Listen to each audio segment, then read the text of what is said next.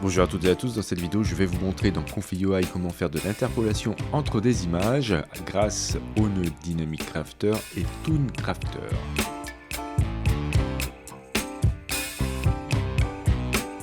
Alors vous devez aller sur cette page, voir le lien dans la description. Pour l'installation, soit vous passez par Config.ui Manager, ou bien alors vous faites un git clone dans Config.ui Custom Nodes. Dans Config.ui Manager, vous faites une recherche sur Dynamic Crafter. L'auteur c'est KJ.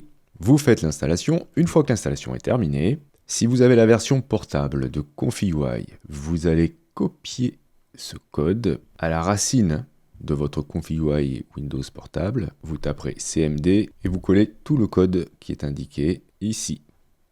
Alors, je ne vais pas le faire parce que je l'ai déjà fait. Ensuite, vous ferez la même chose avec ce code et vous allez devoir installer des checkpoints.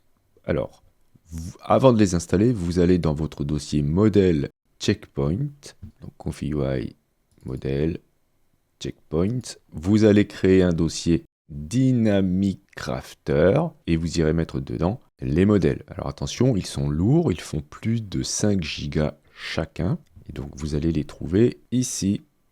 Voilà, ils sont là. Alors évidemment, quand vous avez fait tout ça, vous allez devoir relancer Config.ui. Si tout s'est bien passé pour vous, on va pouvoir tester. On va aller dans Load. Vous allez vous rendre dans Config.ui, Custom Nodes. Vous allez trouver le dossier Config.ui Dynamic Crafter Wrapper. Ensuite, vous allez dans Examples et vous avez ici 3 fichiers JSON. Donc par exemple, allez, on va prendre le tout premier ici, qui permet de faire de l'animation à partir d'une ou plusieurs images. Si vous avez des nœuds qui sont rouges, bien sûr, rendez-vous dans le Config.ui Manager et Missing Custom Nodes pour aller les chercher. Pour trouver l'image ici, vous allez cliquer sur Choose File to Upload. Bien sûr, vous pouvez chercher vos propres fichiers. Vous retournez dans le même dossier et vous avez Prompt. Vous avez des fichiers là-dedans. Chercher celui qui correspond.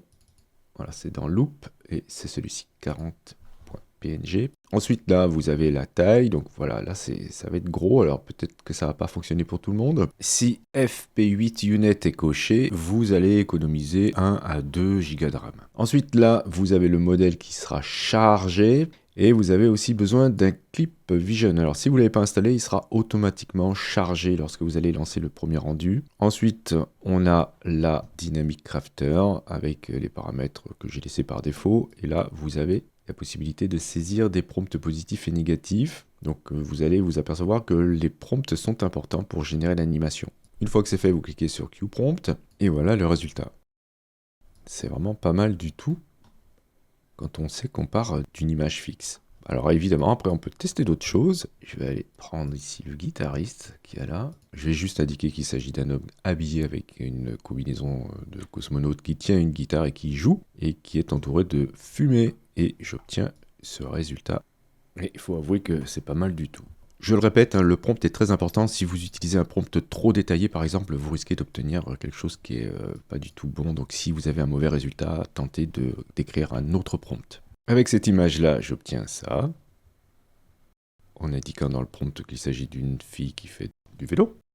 Et cette image-là, si vous avez suivi le tuto d'Animate Diff et CTRL-NET, eh bien vous la reconnaissez. Et là, franchement, regardez-moi les vagues, elles sont incroyables. Voici d'autres exemples. Ça donne envie de tout animer, c'est incroyable. Avec Dynamic Crafter, vous avez la possibilité d'ajouter des images. Vous voyez, vous avez ici image et image 2. J'ai chargé ici 2 images carrées qui font 512 par 512. J'ai tapé le prompt animer scène. Et j'obtiens un résultat comme ça, sympa. Donc j'ai une interpolation entre les deux images, j'ai même un mouvement de la tête, c'est très intéressant. Alors, vous avez 2 modèles ici pour Dynamic Crafter. Vous avez la version 512, c'est celle que j'ai utilisée ici puisque j'ai des images qui font 512.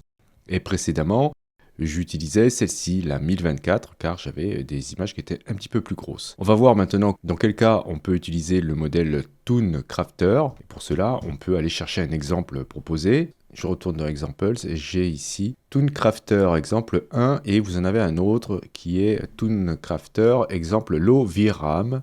Alors je vais charger le premier.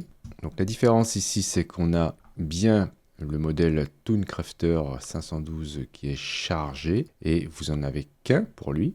Et on vous conseille une taille d'image de 512 par 320. C'est pour ça que vous avez toujours des nœuds pour resizer l'image. Donc là, on va aller charger les images qu'il nous propose. Donc je retourne dans Prompt. Et vous avez ici donc les tailles proposées. Vous en avez des toutes petites. Et vous en avez des 512. Voilà, c'est celle-ci qui nous intéresse dans le dossier interpolation. Donc on a ça, par exemple, on peut charger celle-ci. Et celle-ci, ce n'est pas des images cartoon, ni animées, ni manga style, c'est des images tirées d'un film peut-être. Donc ce modèle est capable d'interpoler voilà, ce genre d'image, malgré le fait qu'ici, il y a écrit animé scène. Oh, je vais mettre plutôt film scène. Ce modèle est un petit peu moins sensible au prompt de toute manière. Je vais laisser tout par défaut dans ce nœud. Vous avez en haut ici un ToonCrafter Decode pour décoder ce qui va sortir de ça. Je vais cliquer sur QPrompt pour qu'on puisse voir ce que ça donne. Ça nous fait une interpolation qui est assez bonne, même si c'est un peu flou. Voilà, juste avec 2 images, c'est assez bluffant. Alors vous avez d'autres tests, hein, vous pourrez tester entre ça et ça, donc c'est juste un déplacement autour d'un rocher. Ça nous donne ça. Bon, c'est un petit peu rapide. C'est peut-être là qu'il faudra jouer avec les paramètres là. Donc, pour l'instant, j'ai pas encore exploré, c'est vraiment tout récent, quoi. Alors, on va aller charger l'autre workflow, le dernier qu'on nous propose, qui est celui avec l'OVRAM, et on va voir la différence qu'il y a avec le précédent. Quand on regarde les deux, la différence, c'est uniquement ça. Ça ne passe pas par le ToonCrafter Decode, ça passe par une VAE Decode traditionnelle. Donc si on lance un rendu pour voir avec les mêmes images. Alors là, j'obtiens pas du tout le même résultat. Alors est-ce que ça vient du décodage ou pas?